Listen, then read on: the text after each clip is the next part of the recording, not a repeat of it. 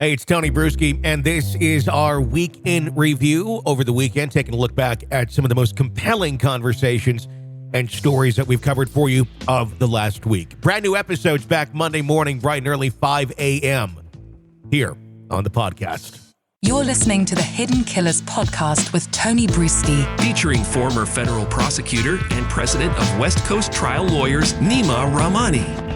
New evidence coming out pointing to Rex Heuermann's involvement in possibly more murders. I'm going to guess, Nima, probably doesn't come as a very big surprise to you or really any of us. I guess the question now is, how do we fully connect this to Rex Heuermann? We know that they're around the same time that some of the other bodies were found, late 90s, early 2000s, same area. But again, it's been about 15 years or so since some of these took place, some even longer. How do we fully connect this over to Rex Heuermann other than it looks like it could possibly have been him? Do you think they're going to find a way to do that? Yeah, I would hope so. And obviously, I mean, you talked about the connections, right? We're talking about Long Island. We're talking about same time frame, sex workers, right? So it all sort of follows the same MO. But as we know, as prosecutors, it's not what we know, it's what we can prove. So we really don't see a whole lot of serial killers nowadays. And I think you and I have talked about this just because of the changes in technology, right? You're not going to be able to just kill multiple victims over the span of years or even longer now because law enforcement has the advantage. But obviously, look, these are older cases. These are victims that don't have that same family support. They might have been missing for a while without folks even knowing. Maybe they were runaways and so forth. But I mean, no question, if you are working on a cold case as a detective and the victim is a sex worker anywhere where Rex Heuermann was, Long Island, New Jersey, South Carolina, Vegas, I mean, you got to be looking at him as a potential suspect. And I don't know if we're going to get some sort of conviction. It's not, I mean, he's saying he's innocent and New York isn't going to execute him. So this is also the type of case that goes to trial. But look, maybe you'll have a situation where, I know we're dealing with the BTK actually recently, and Natalie Holloway, Jorn Vandersloot, right? I mean, he's someone who's been convicted of murder, and he admitted to killing Natalie Holloway. So maybe after Heuermann gets convicted the first, second, maybe third time, maybe he comes clean and says, look, these are all the women I killed, just to give the family some sort of closure. That'd be interesting to see if that did in fact happen. Obviously, there is that new BTK investigation going on, and we'll see where that leads. Ultimately, the families want that sort of closure. And even in his case, they offered him immunity. Just tell us, just give us the peace for the family. And he still says, I don't want to take accountability for someone else's work. Very sick way. But these other victims here that we're seeing, Valerie Mack, Karen Vergata, those are the two that have just popped up here that some of the attorneys for the victims are bringing to the table. In terms of how many this man has killed, how long does that investigation go on for? Do we at some point say, we got him, he's going to be behind bars now? Do investigations continue forward into these other possible cases of murder, or is it, we know there's likely more, but we may stop digging? Because that does seem kind of what happened with Dennis Rader and BTK until somebody said, hey, there's a treasure trove of evidence over here of other ones. Yeah, I think when you're dealing with murders, you got to keep investigating just because, again, the victims deserve that, right? And there's certain types of cases. One recently that comes to mind is Harvey Weinstein, right? He's likely going to die in New York prison for all these sexual assaults. But there's victims here in California, Los Angeles, where I live. And people are asking, well, what's the point of all this? Why are we going forward with these trials and these prosecutions when it's really not going to have any practical effect?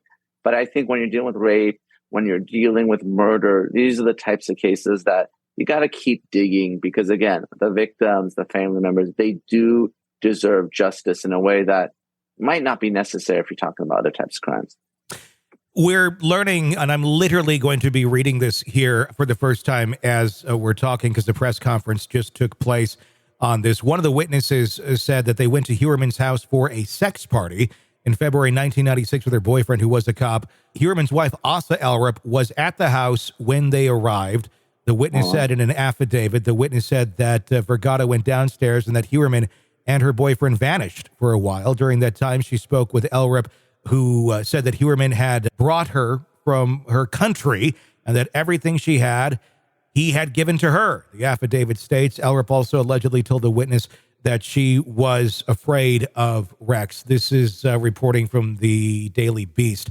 With that being said, we've been wondering for quite some time, how aware was Asa Elrup of the actions of her husband? She seems to play the card that she had no clue. It's an innocent victim as well, and she is shocked too. If more continues to come out, more information, evidence, at least to his whereabouts or what he was involved in, judging by this, at least somewhat aware of ill behavior, is there a chance that there could be a prosecution against her as well for some sort of involvement with this? Obviously, it'll depend on how much she knew and when.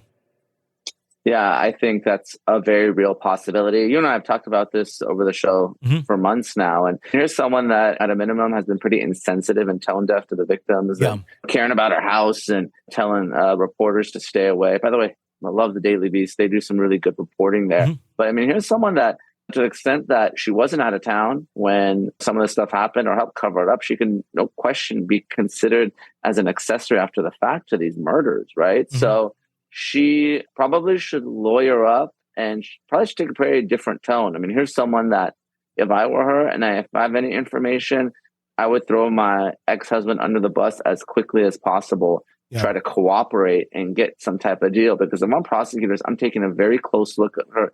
How could all of this be happening really under her nose and her not know about it? I agree. I mean, I've been very skeptical of her from day one, just by her behavior, because it seemed very bizarre for someone in her situation to exhibit the things the way that she did. Everybody deals with grief and trauma different, but it has been extremely tone deaf. I'm seeing here there's another account, another witness described Heuermann as a serial user of sex workers who would sometimes invite 2 at a time to his house. During several of those encounters, Ray is the attorney for several of the victims. The witness told him that Heuermann's wife was upstairs. Being upstairs when your husband's having sex parties downstairs, obviously that's an interesting arrangement for any marriage. But again, it does very much show that she was aware. Why has she not thrown Rex under the bus as of yet? Maybe she needs the pressure of a looming indictment or a criminal complaint to put her feet to the fire. And that's often what happens as a prosecutor. You might threaten someone with prosecution, but it's very different when they've been arrested, they've been arraigned, they have a lawyer, and they're looking at a trial date. And that puts a lot more pressure on folks to flip and cooperate. Sick of the ads? We are too. Start listening with no commercials now and get access to all of our episodes in advance of everyone else. Become a True Crime Today Premium Plus subscriber on Apple Podcasts. Search True Crime Today Premium Plus on Apple Podcasts or go to our podcast page and sign up now. True Crime Today Premium Plus. Sign up now.